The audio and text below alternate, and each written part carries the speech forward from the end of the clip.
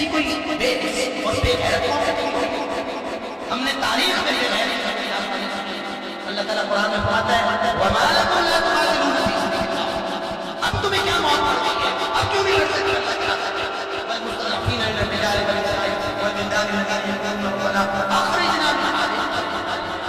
پوری دنیا پر جو مسجد سے اللہ کی ہے ہماری بچیوں کو بہنوں کو بیٹیوں کو وہ اپنے گھوڑے کے نیچے لے کے بیٹھے ہیں تصویریں تو دیکھ کے پیچھے بچے چھوٹے چھوٹے پسند کیے جا رہے ہیں اس کو کیا. مجھے تو یوں لگتا ہے کہ ہماری نمازیں ہمارے سوال کیسے قبول ہوں گے؟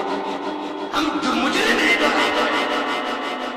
پاکستان کی قرآن ہے ہم اسلام کچھ نہیں کہہ سکتے قرآن کو کہہ سکتے کہ حکمرانوں اور فوج کی اگر تم ان کی مدد کر سکتے ہو ذمہ داری نہیں کر سکتے نا تو ہمیں جہاد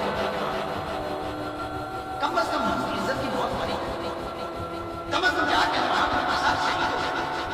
اللہ اپنا قیامت کے دن کو چہرہ دکھائے کہ اللہ ہم نے خیرت کی ہمارے زندگی کی بیماری کی خیرت کی.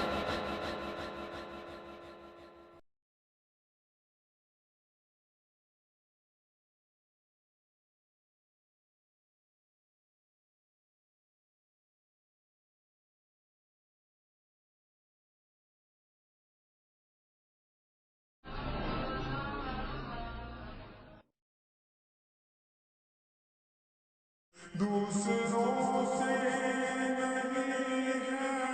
تیرا واسطہ تیرے اندر بھی ہے کٹھن راستہ حوصلے کی ضرورت ہو تجھ کو اگر پھر زمین سے لڑنے